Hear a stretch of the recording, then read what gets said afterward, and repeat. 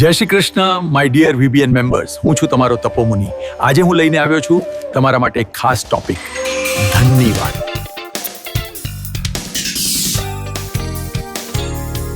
જય શ્રી કૃષ્ણ મારા વીબીએન સભ્યો, હું છું તપોમુનિ અને ધન્યવાદના આજના નવા વિશ્લેષણમાં આપ સૌનું સ્વાગત છે. જો આજની આ ચર્ચા કોઈ સામાન્ય થિયરી નથી, આ સીધી અને સચોટ વાત છે જે તમારા બિઝનેસની દિશા બદલી નાખશે. તો પૂરા ધ્યાનથી સાંભળજો, કારણ કે અહીંથી મળતી માહિતી સીધી ગ્રાઉન્ડ રિયાલિટી સાથે જોડાયેલી છે.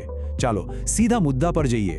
તમે ક્યારે વાત નોંધી છે ખરા કે આપણા વીબીએન પ્લેટફોર્મ પર નાના બિઝનેસ કેટલી જબરદસ્ત સ્પીડથી ગ્રો થાય છે, જ્યારે બીજી બાજુ કેટલાક મોટા બ્રાન્ડ બની ચૂકેલા બિઝનેસ એટલી ઝડપથી આગળ નથી વધતા, ક્યારેક તો એક જ જગ્યાએ અટકી જાય છે.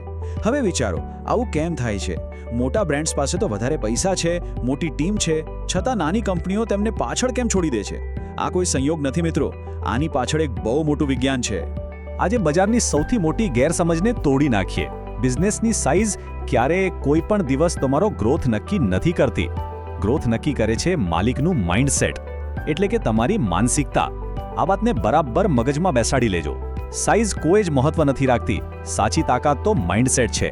જો માઇન્ડસેટ પાવરફુલ હશે ને, તો તમારો વ્યવસાય ભલે નાનો હોય, તમે મોટામાં મોટી બ્રાન્ડને પણ હંફાવી દેશો.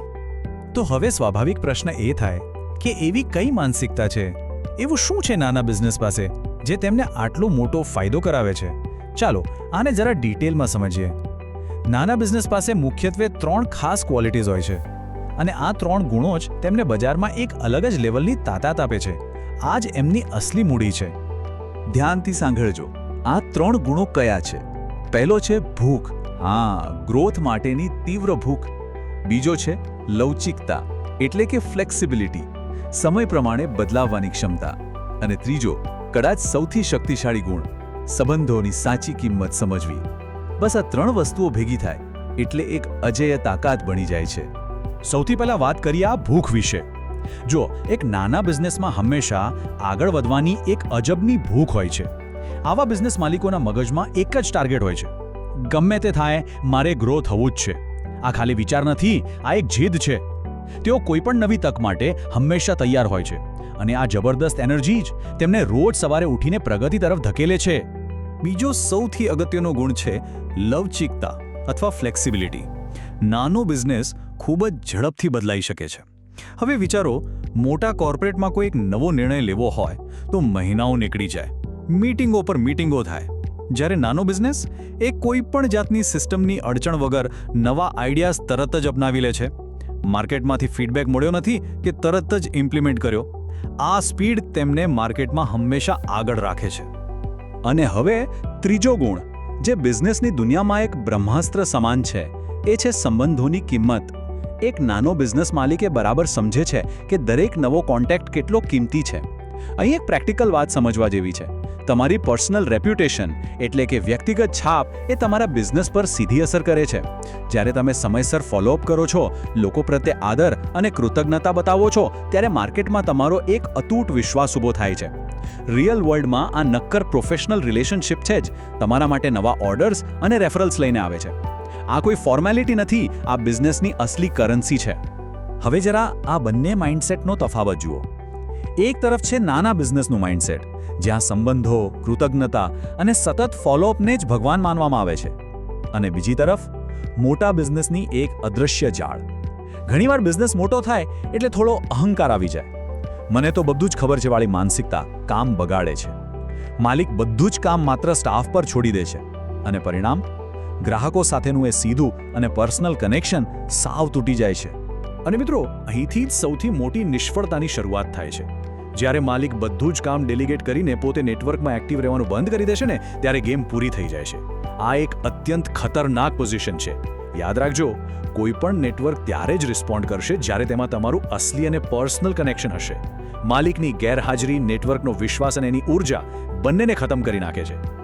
તો આ બધી જ ચર્ચાનો નિચોડ આજના આ સુવર્ણ નિયમમાં સમાયેલો છે.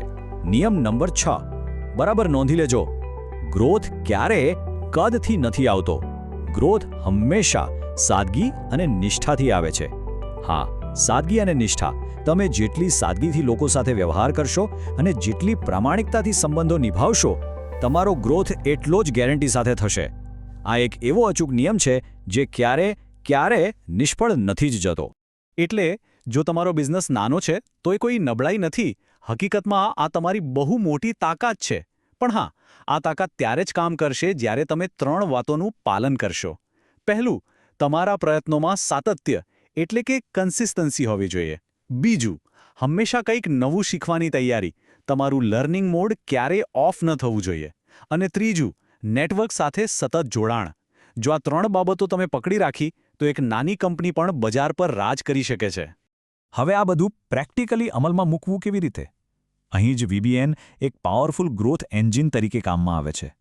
જુઓ, આપણી પાસે અહીં પહેલેથી જ એક તૈયાર નેટવર્ક છે. અહીં તમને સોલિડ, વિશ્વસનીય રેફરલ્સ મળે છે. તમને સપોર્ટ કરવાવાળી એક આખી સિસ્ટમ ઊભી છે. અને સૌથી મોટી વાત, અહીં બધા જ લોકો ગ્રોથ માઇન્ડસેટવાળા છે. એક પોઝિટિવ વાતાવરણ છે. પણ હવે મારો તમને એક સીધો પ્રશ્ન છે. શું તમે આ તૈયાર ગ્રોથ એન્જિનનો પૂરો ફાયદો ઉઠાવી રહ્યા છો ખરા? આના પર જરા ગંભીરતાથી વિચાર કરજો.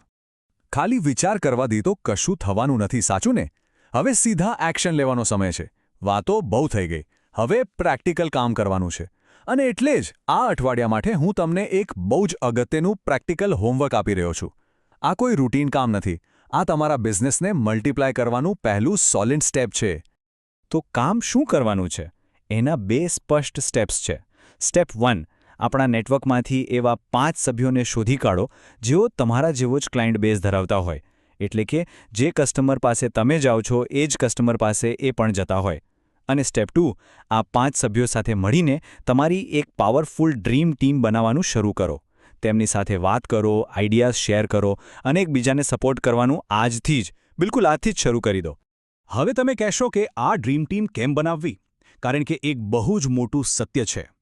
એકલા આગળ વધવું ચોક્કસ શક્ય છે, પણ સાથે મળીને આગળ વધવું એક્સપોનેન્શિયલ છે. એટલે કે અનેક ગણું છે. જ્યારે એક જ વિઝનવાળા લોકોની ટીમ બને છે ને, ત્યારે તમારો ગ્રોથ ધીમો નથી હોતો. એ સીધો રોકેટની જેમ ઉપર જાય છે. ખરો સ્કેલ હંમેશા કનેક્શન અને ટીમવર્કથી જ આવે છે. આજના આ સત્રને પૂરા કરતા પહેલા એક બહુ જ ડીપ અને પ્રેરણાદાયક વાત પર વિચાર કરીએ. નાનું વૃક્ષ જલ્દી વળે છે, એટલે જ તો એ ઝડપથી ઊંચું થાય છે. સમજ્યા તમે? જે વૃક્ષ પવન આવે ત્યારે થોડું નમી જાય, થોડી ફ્લેક્સિબિલિટી બતાવે, એ ક્યારેય મૂળમાંથી તૂટતું નથી.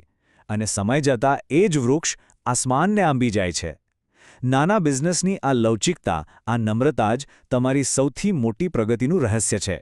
તો બસ આજના સત્રમાંથી જે શીખ્યા છો એનું એક્શન લેવાનું ચાલુ કરી દો. ટાસ્ક પૂરો કરજો. અને આવતા સત્રમાં આપણે એક એવા જબરદસ્ત વિષય પર વાત કરીશું જે ખરા અર્થમાં VBNનો આત્મા છે. પહેલા આપો, પછી મેળવો. આ નિયમ કેવી રીતે બિઝનેસમાં ચમત્કારો સર્જી શકે છે એ આપણે આવતી વખતે ડિટેલમાં સમજીશું. ત્યાં સુધી સતત શીખતા રહો, એકબીજા સાથે જોડાતા રહો અને આગળ વધતા રહો. જય શ્રી કૃષ્ણ, તમારો તપોમુનિ.